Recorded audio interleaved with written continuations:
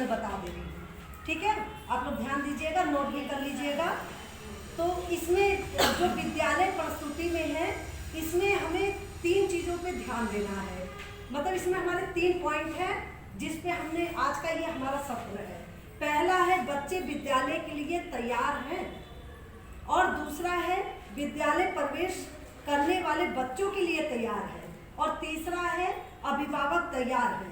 तो देखिए यहाँ पे पहला, बच्चे विद्यालय के लिए तैयार हैं, यानी सबसे पहले हमें ये देखना है कि जो बच्चे हमारे आंगनबाड़ी केंद्र पे आ रहे हैं, 3 साल के हैं, 3 साल से छोटे बच्चों को तो हम बुलाते नहीं हैं, तो वो तैयार है कि नहीं।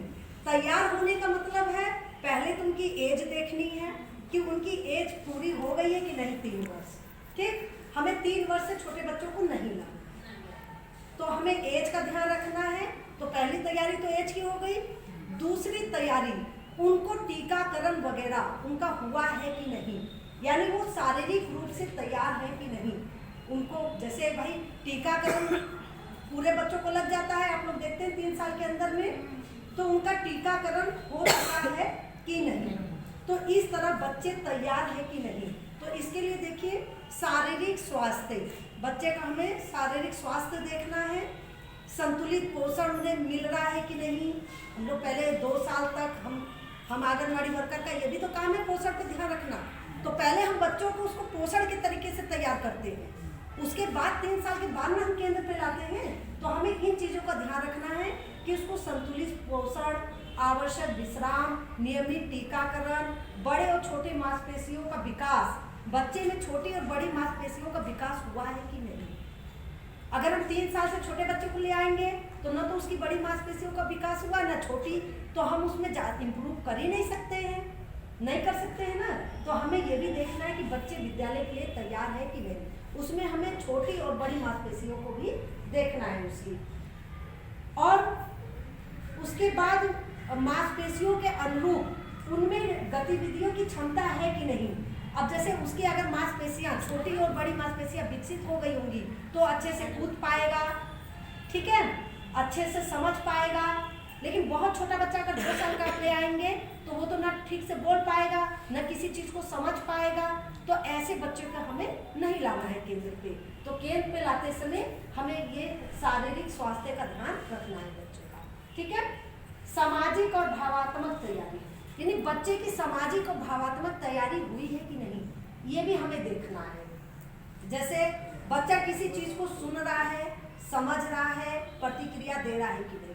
देखिए सामाजिक और भावात्मक, पहले बच्चा अपने परिवार से आएगा तो परिवार से ही सीख के आता है, परिवार से ही सीख के आएगा ना। आते तो हम लोग उसको सारी चीज़ें नहीं सिखाते हैं, वो बहुत सारी चीज़ें अपनी फैमिली से सीख के आता है।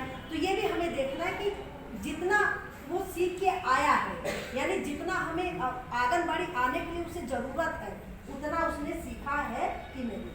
बहुत छोटे बच्चे को आप ले आएंगी, रोएगा, पूरा एकदम तूफान मचा देगा, सेंटर में रुक नहीं पाएगा, बार बार अपनी मम्मी के पास, पापा के पास जाने की जिद करेगा। 2 साल के बच्चे को लाएंगे तो यही होगा ना। लेकिन अगर हम 3 साल के बच्चे को लाते हैं तो थोड़ा परेशान करेगा, लेकिन बाद में वो सेंटर पे रुक जाएगा और खेलने कूदने लगेगा, बच्चों के साथ मिल जाएगा, घुल मिल जाएगा। तो हमें इन चीज़ों का ध्यान रखना है। उसके बाद प्रारंभ, गार्जियन को भी तैयार करना है। अब गार्जियन को कैसे तैयार करेंगे, पहली चीज़ तो उन्हें बताएंगे कि आपका बच्चा देखिए 3 साल का हो चुका है।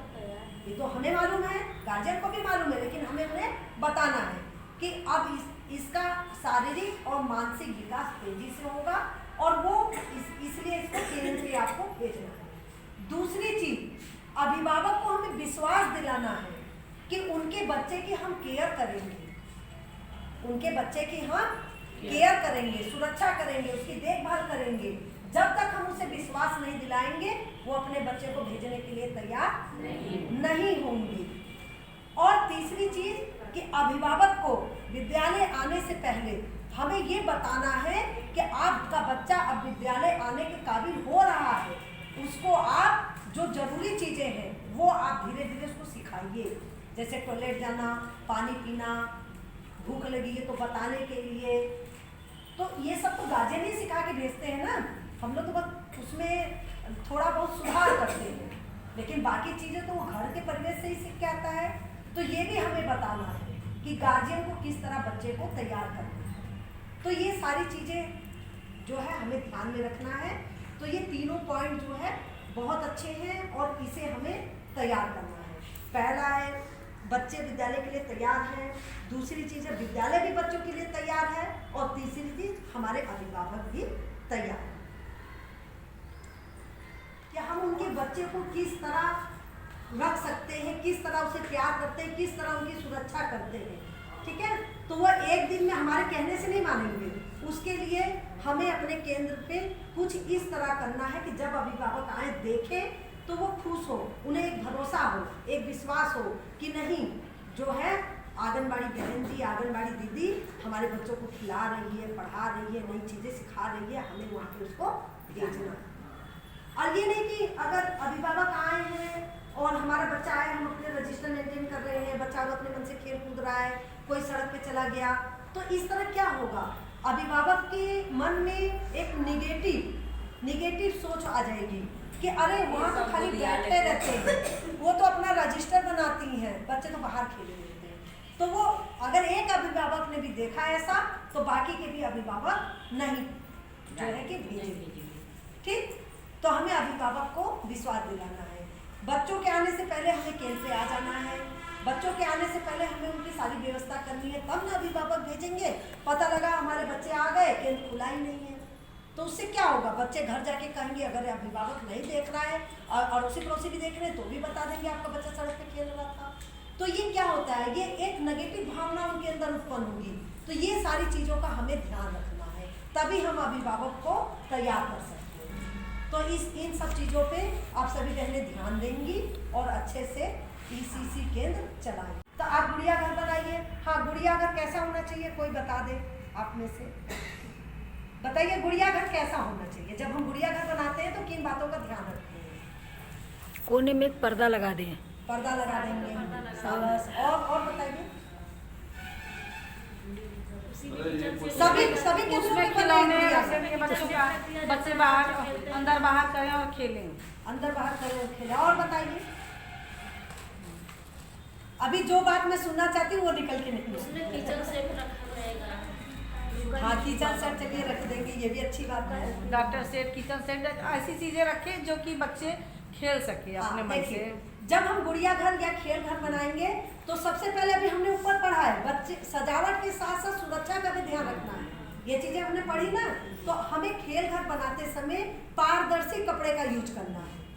ठीक है, ऐसा कपड़ा नहीं लगा देना है कि जिसके आर पास हम देख ही ना पाए। पारदर्शी का मतलब जिसके हम आर पास देख सकें। ठीक है, ताकि बच्चा अंदर बैठ के क्या कर रहा है वो भले हमारे पे ध्यान न दे, लेकिन हमारा पूरा ध्यान बच्चे पे होना चाहिए। तो पारदर्शी कपड़े का ही हम खेल घर बनाएंगे, और खेल घर के अंदर हम किचन सेट रख सकते हैं। तो बच्चे आते हैं, मुफ्त खेल खेलते हैं, अपने हिसाब से वो खाना पकाते हैं, परोसते हैं। ठीक है, और उसमें हम डॉक्टर सेट रख सकते हैं, डॉक्टर खेलते हैं, और टीचर सेट भी रखते हैं, किताबें वगैरह रख के, चॉक डस्टर रख के। तो बच्चे खेल घर में टीचर भी बन के अपना भूमिका अदा करते हैं। तो इस तरह हम खेल घर बना सकते हैं। अच्छा, एक चीज और है, जो चारों कोने तो आप जान गए ना क्या क्या होते हैं। तो चारों कोनों में एक चीज और, अगर आप ही को एक ही तरह का खाना खिलाया जाए तो आपको कैसा लगेगा? नहीं तो अच्छा लगेगा। अभी आप लगातार समोसा खाइए, कैसा लगता है?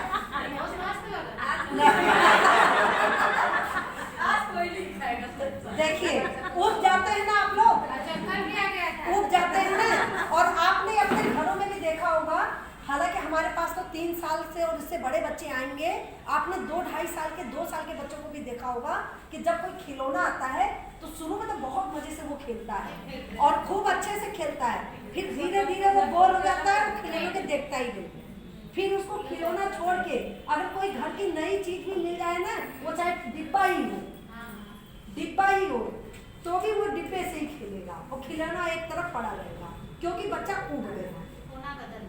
हाँ, हमें अपने कोने को हफ्ते में या 10 दिन पे उसको चेंज करना है। चेंज करने का मतलब ये नहीं कि इस कोने का नहीं, सामग्री को चेंज कर देना है, कोना नहीं बदल देना, इस कोना का उस कोना नहीं रख देना है, सामग्री चेंज कर देना है। जैसे हमने रचनात्मक कार्य में पहले दिन हमने माचिस की डिब्बी, गोंद ले ये सब रख दिया, तो बच्चा आया सोफा बनाया या कुछ भी बनाया।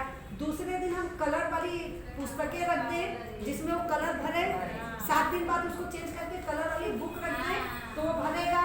फिर तीसरे दिन हमने उसको कुछ पेंटिंग करने के लिए रख दिया। तो इस तरह हम बदल बदल के कोना कर सकते हैं, ठीक है।